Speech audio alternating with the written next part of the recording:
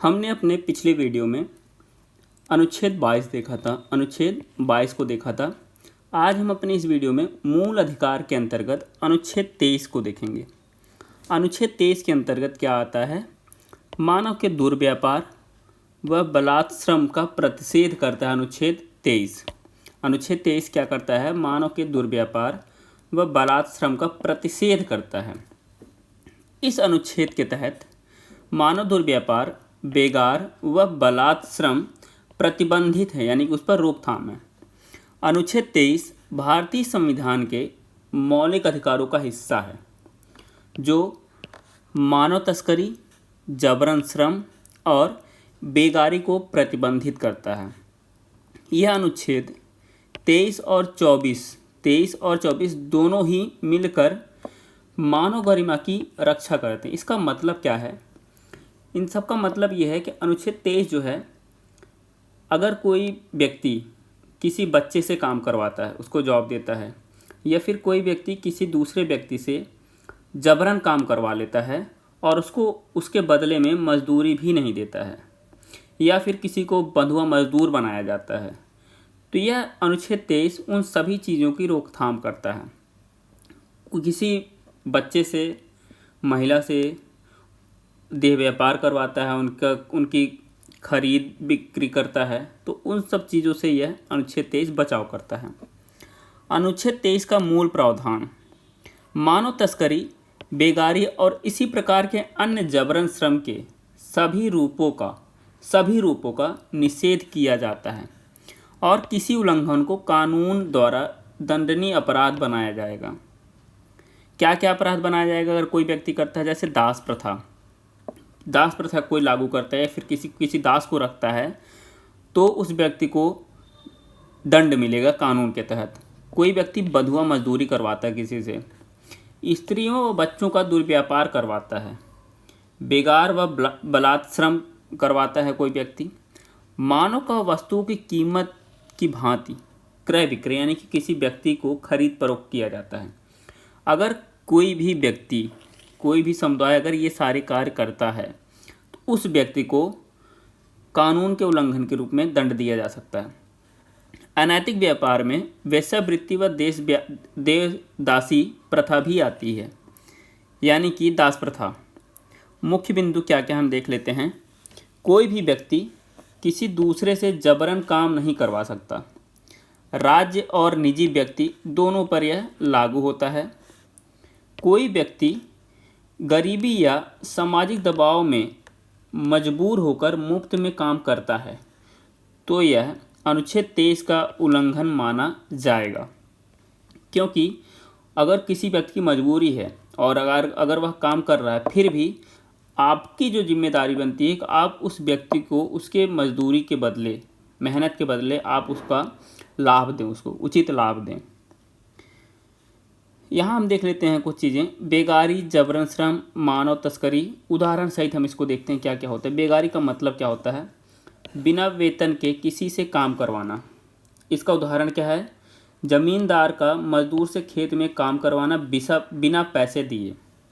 जबरन श्रम का क्या अर्थ होता है? किसी को उसकी इच्छा के विरुद्ध काम करवाना। जबरन श्रम का अर्थ डर या धमकी देकर काम करवाना, इसका उदाहरण है।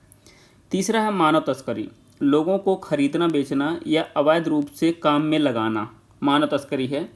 महिलाओं को देह व्यापार के लिए बेचना। अनुच्छेद 23 से जुड़े महत्वपूर्ण केस कौन कौन से हैं? सुप्रीम कोर्ट ने कहा था, कौन से केस में क्या कहा था? Peoples union of democratic rights versus union of India 1982 में सुप्रीम कोर्ट ने कहा कि न्यूनतम मजदूरी से कम मजदूरी देना भी जबरन श्रम माना जाएगा। और बंधुआ मुक्ति मोर्चा केस 1994 में यह केस हुआ था, जिसमें अदालत ने कहा था बंधुआ मजदूरी अनुच्छेद 23 का उल्लंघन है। अनुच्छेद 23 का उल्लंघन है। बेगारी का मतलब आप समझ गए होंगे, जमींदार का मजदूर से खेत में काम करवाना बिना पैसे देने। ये केवल जमींदार द्वारा नहीं, किसी होटल में, किसी घर में, कहीं पर भी किसी भी प्रकार से अगर किसी व्यक्ति से काम करवाया जाता है, मजदूर से काम करवाया जाता है, और अगर उससे पैसा नहीं दिया जाता है, तो वह बेगारी कहलाती है। जबरन श्रम क्या है? किसी भी व्यक्ति से ज़बरदस्ती आप काम करवाओ, डरा धमका कर, चाहे जैसे, चाहे उसकी मजबूरी का फ़ायदा उठाओ। मानव तस्करी क्या है? ये आप देखते हो, बच्चे अगवा हो जाते हैं, औरतें अगवा हो जाती हैं, आदमियों की किडनी, लीवर ये सब बेचा जाता है, ये मानव तस्करी है, देह व्यापार कहा जाता है। अनुच्छेद 23 व 24 में अंतर क्या है?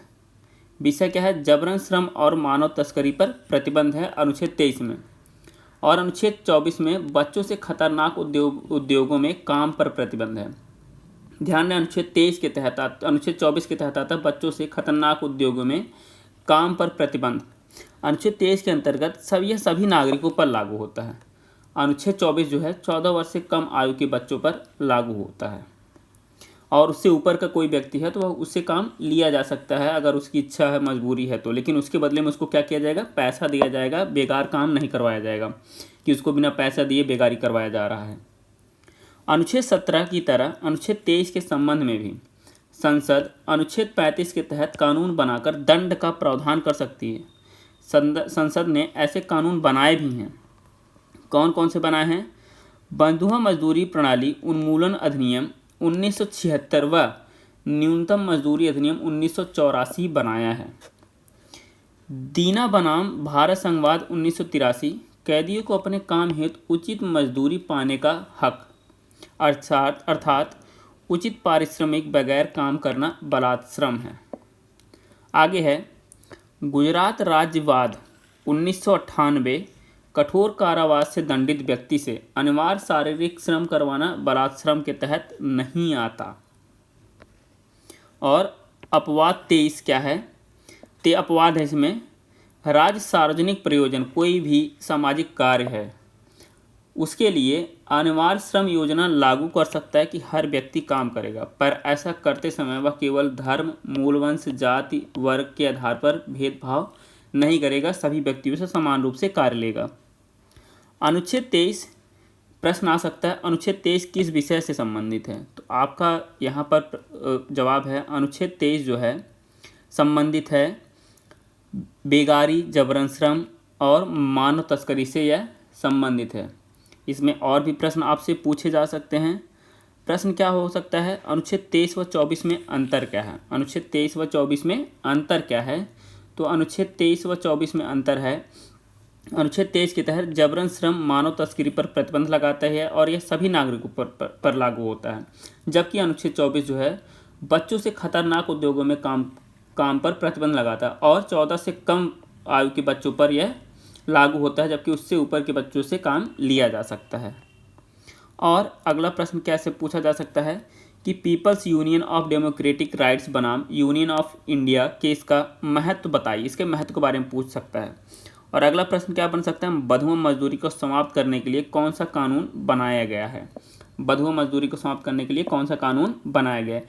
इस तरह के और भी प्रश्न हो सकते हैं कि बंधुआ मजदूरी, बलात्श्रम, बेगारी यह कौन से अनुच्छेद के तहत आता है। इस तरह से तरह तरह के प्रश्न आपसे पूछे जा सकते हैं।